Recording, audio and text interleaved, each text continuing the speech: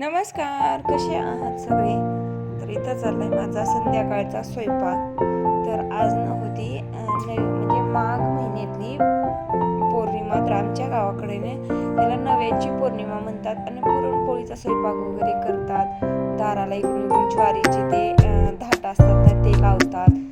तर हा सण आमच्या गावात खूप छान पद्धतीने साजरा करतात.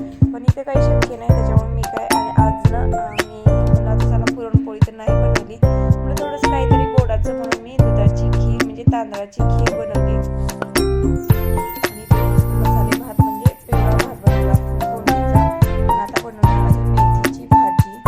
तर कालच मेथीची भाजी आणली होती आणि निवडून फ्रीजमध्ये ठेवली होती. चला आज मेथीची भाजी बनवूया. तर आजचा स्वयंपाक असा होता: दूध खीर म्हणजे तांदळाची खीर, मेथीची भाजी, फोडणीचा भात, चपाती. तर साधं सिंपल असं हे जेवण होतं. आणि ते चालले आमच्या ह्या छोटूची लुडबुड. तर दररोजचा स्वयंपाक करताना तो वास